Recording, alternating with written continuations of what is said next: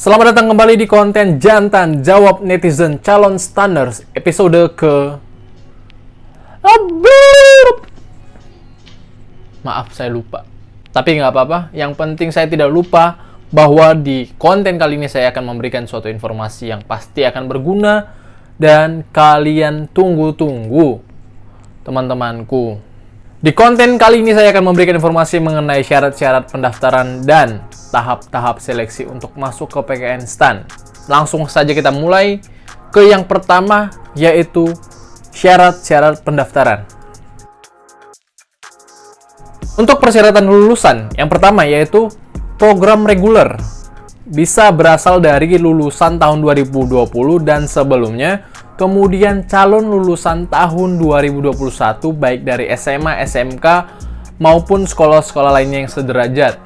Kemudian untuk program afirmasi, itu harus dari calon lulusan tahun 2021 baik dari SMA, SMK, maupun sekolah yang sederajat.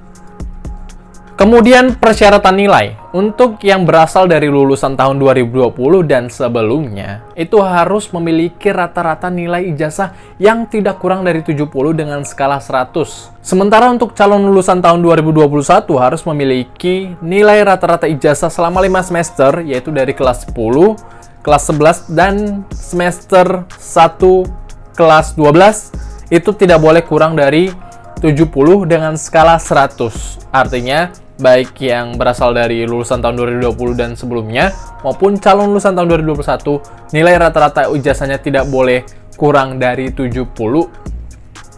Usia maksimal bagi pendaftar PKN STAN pada tanggal 1 September 2021 nanti adalah 21 tahun. Itu artinya bagi mereka yang lahir sebelum 1 September tahun 2000 tidak boleh mendaftar.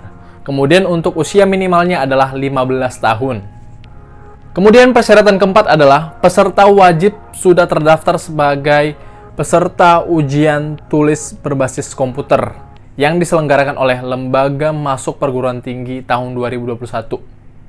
Kemudian memiliki nilai minimal 600 pada ujian Scholastic UTBK bagi yang ingin mendaftar program reguler, sementara yang afirmasi minimal 400. Kemudian sehat jasmani dan bebas dari ketergantungan nafza. Jangan nyimeng, jangan narkoba, tolong.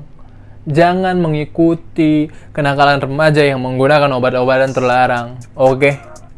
Kemudian bagi laki-laki tidak boleh ada bekas tato. Bekasnya aja tidak boleh, apalagi tatonya. Walaupun tatonya misalnya PKN STAN, ini tetap nggak boleh. Namanya tato kan. Dan juga tidak boleh ada tindik atau bekas tindik di anggota badan manapun, kecuali karena ketentuan agama atau adat. Bagi wanita tidak boleh ada bekas tato ataupun tato, dan tidak boleh ada tindik atau bekas tindik selain di telinga, dan di telinga juga maksimal 1 pasang, yaitu kiri dan kanan. Tidak boleh nanti misalnya ada yang bikin di sini tindik, di sini lagi tindik, di sini tindik, di sini tindik.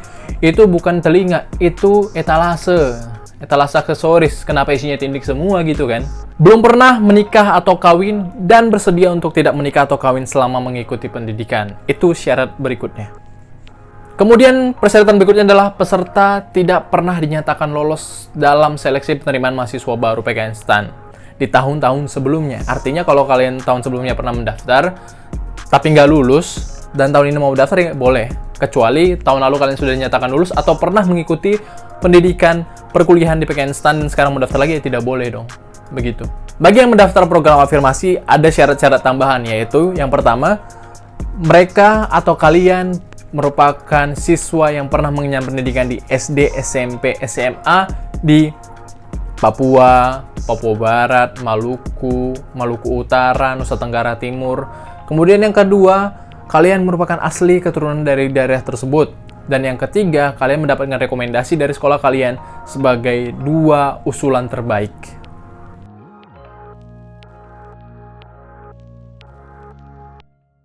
Sekarang kita masuk ke tahapan seleksi untuk masuk ke PKN STAN tahun 2021. Tahapan seleksinya terdiri atas 3. Yang pertama adalah seleksi administrasi, kemudian ada seleksi kemampuan dasar, yang ketiga adalah seleksi lanjutan. Mari kita perjelas satu persatu. Yang pertamanya itu seleksi administrasi. Seleksi administrasi artinya teman-teman memenuhi persyaratan yang tadi saya sebutkan sebelum segmen ini. Jadi kalau teman-teman sudah memenuhi persyaratan tersebut dan tidak ada kekurangan, maka teman-teman dapat melaju. Melaju seperti balapan saja. Maksud saya adalah masuk ke seleksi berikutnya, yaitu seleksi kemampuan dasar. Seleksi kompetensi dasar ini adalah seleksi kedua, dilaksanakan dengan menggunakan komputer, yaitu biasa disebut dengan CAT, dan diselenggarakan oleh BKN. Teman-teman dinyatakan lulus apabila memenuhi ketentuan nilai dan diakumulasikan dengan nilai-nilai peserta lain. Artinya kalau teman-teman memenuhi nilainya, standarnya lulus dari nilai mati, belum tentu lolos. Karena apa? Karena masih diakumulasi dan dihitung kembali oleh panitia pusat. Artinya nilai teman-teman disandingkan dengan peserta lainnya. Tapi yang pasti berikan nilai terbaik, berikan nilai maksimal. Kenapa? Untuk mempermudah teman-teman masuk ke peringkat atas lalu masuk ke pegawai instan.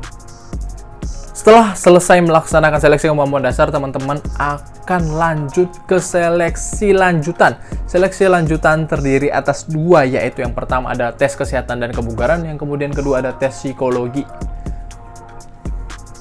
Untuk tes kesehatan nanti yang akan diperiksa adalah tinggi dan berat badan teman-teman, kemudian tekanan darah, visus mata, dan pemeriksaan lainnya yang ditentukan oleh panitia pusat.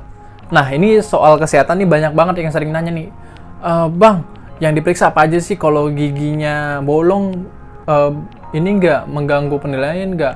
Terus kalau gingsul, sebenarnya itu nggak terlalu mempengaruhi di zaman saya dulu, tapi untuk sekarang itu adalah wewenang di panitia pusat. Artinya bisa saja di daerah yang satu dengan daerah yang lain, indikator penilaiannya berbeda. Ada yang menilai misalnya jumlah keringat kita, enggak juga sih. Ngapain juga jumlah keringat dihitung ya? Yang pasti itu wewenang dari panitia pusat. Tapi kalau misalnya masalah-masalah minor seperti gigi bolong itu ya nggak jadi masalah sih. Kemudian tes kebugaran yang diuji adalah shuttle run, pull up, sit up, dan push up. Dan juga memungkinkan ada tambahan lain yang ditentukan oleh panitia pusat. Kemudian tes yang kedua yaitu tes psikologi. Tes psikologi menggunakan komputer. Sedikit saya ralat, ternyata untuk seleksi lanjutan ini terdiri atas dua, yaitu seleksi lanjutan 1 dan seleksi lanjutan 2. Seleksi lanjutan tadi yang tadi saya sebutkan yaitu ada tes kesehatan dan kebugaran, kemudian ada tes psikologi. Kemudian kriteria lolosnya bagaimana yang menentukan adalah panitia pusat. Artinya ya disesuaikan dengan nilai teman-teman dan pesaing teman-teman. Apabila teman-teman sudah lulus seleksi lanjutan 1, maka lanjut ke seleksi lanjutan 2, yaitu ada wawancara. Wawancara dilaksanakan secara semi online. Kalau asumsi saya sih berarti ada yang ketemu langsung, ada yang dilaksanakan secara daring. Nah, untuk kriteria lulus dari seleksi lanjutan 2 ini atau wawancara ini ya ditentukan oleh panitia pusat. Artinya semua wewenang di panitia pusat dengan memperhatikan nilai dari teman-teman serta nilai pesaingnya. Jadi kalau misalnya kita lulus, kita merasa kita bagus, ya belum tentu lulus karena nanti ditentukan dengan hasil gabungan keseluruhan gitu. Semoga teman-teman berhasil dan semoga informasi saya ini bisa membuat teman-teman menjadi termotivasi, dapat mempersiapkan dengan baik dan tidak kurang apapun. Sampai ketemu di konten saya berikutnya dan good luck buat teman-teman.